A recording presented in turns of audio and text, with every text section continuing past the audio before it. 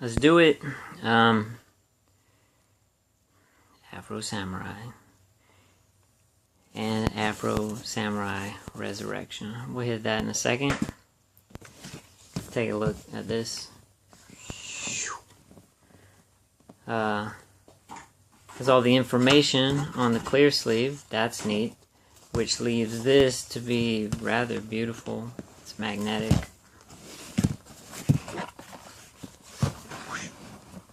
Ninja. Woo. Little booklet of merchandise. Not a lot of information. I think that's actually kind of cool. Artistic. So Afro Samurai is actually kind of a straightforward story about two headbands. One, if you have the number 1 headband, the only people that can come after you are people with the number 2 headband. And then the number 2 headband, if you got that, everybody's going to try to kill you because they want the number 2 headband so they can challenge the number 1. I think this story, when I started to think about it after watching Resurrection as well, it's kind of like a male version of Brave. The whole thing starts a little bit like Attack of the Clones, how Attack of the Clones ends. Some kid watching his legendary father get his head cut off, and then that kid growing up into his own little path. But Afro's is mostly a straightforward vengeance, and that's it. Now he got to train because he's just a little kid, and he ends up with a bunch of orphans with a master who seems like a good guy, and I think he actually is. You'll notice there's a difference when Afro has the number 2. Again, it's about vengeance. He's not really a good guy, though you wouldn't call him a bad guy either. He's just pointed. He's got one purpose. He's trying to, it's a black man going after justice. Justice is a godlike entity that killed his father. Everybody else is hiding the number 2.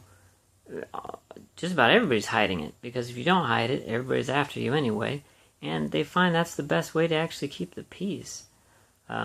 Once Afro has it, of course, all hell breaks loose. Everybody wants it. They know he has it, and he flaunts it. He has no problem. He wants everybody to know he has it. He wears it, and he just goes. His main problems are going to be the orphans that he left behind. And in Resurrection, it's not really that far off of the truth. Anybody he killed in his path, the whole thing is about vengeance and how it's not good, and you pretty much just gotta stop it. Resurrection is mostly I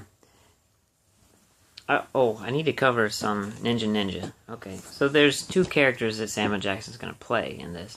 Afro, Bop, and then, as I said before, Ninja. Now, Ninja is kind of annoying, but he's basically Afro's voice in his head. He's kind of just a figment there. Is his doubt. It's his proof that he's not really a Zen master, but he kind of is, because he's able to tell himself to shut up, push Ninja away, like that, and just become more pointed as he goes. When Ninja is knocked out, when he disappears, when he walks away, that means Afro is solidly there in his mind. He knows what he's doing. When Ninja's there, he's not sure. He's a little wary. He knows inside who he is, but there's this creeping doubt. It's explained that Ninja is supposed to be the guardian of the second belt, but this is where some people may have had a problem with Resurrection. I think as it goes, it kind of explains itself fairly well, but if you take that into account, that's what it is. Why is Ninja here? I mean, it takes him so long to get the second belt. And he says, I've never seen you without the second, the second headband. Sorry, not belt. But in a way, it's interesting. Afro Samurai is a series. It's cut up into several parts, so it works kind of like a movie. Resurrection is actually a movie. It was made because people wanted it. People demanded it. People asked for it. And it has CO, which is, as we haven't really mentioned, Gino. Gino is this teddy bear-headed, almost completely robot enemy of Afro Samurai. He was the lead orphan. He was to take his master's place if he ever died. And seemingly because of Afro, all the orphans are killed. Gino is badly wounded, and he's not very happy about it. Gino's path is very strange because he becomes, especially in Resurrection, more and more and more robotic and more powerful. But he's more powerful the more robotic he becomes. Once it becomes human, it seems like it's almost a weakness. Zio is his sister. She is separated from all the other orphans in another place, where they take her in, and they seem happy with her.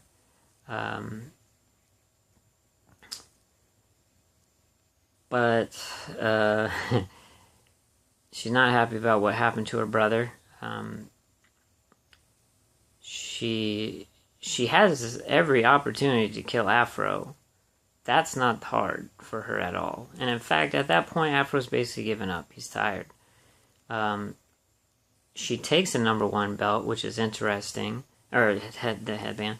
That's where all the rules seem to be gone. Like, she has the headband. Well, supposedly she's not a samurai. She doesn't follow their code. She can do whatever she wants.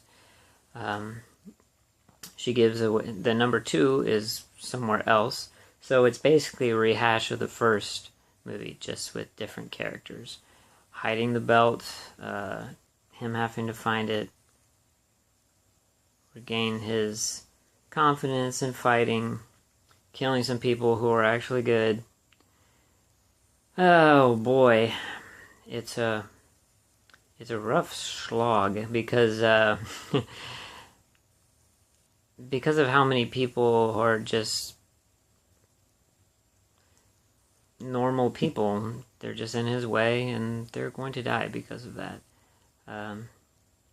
All to fight his father in the end, a resurrected version of Afro's father, who is very tough, and ends up being the mistake of Gino.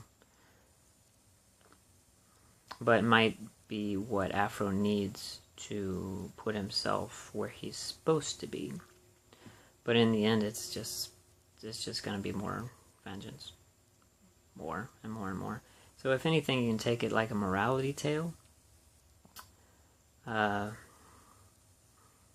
just a lot of violent fun. I think that's probably more apt. Lucy Liu plays CO. She's also with the RZA in Kill Bill. She's also with the Man with Iron Fists. And then, of course, Jackson is in Kill Bill 2. And that's with RZA as well. RZA does all the music for this. That was kind of a big deal. Depending on what you think of the RZA.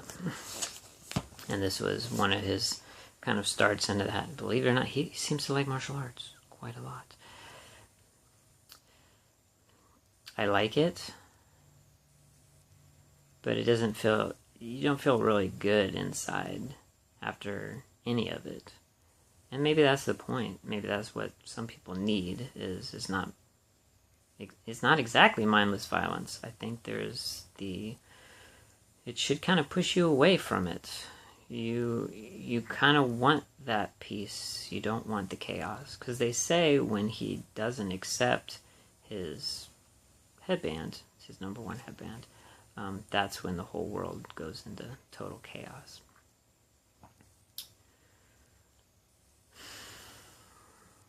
I just think we ought to stop hurting each other.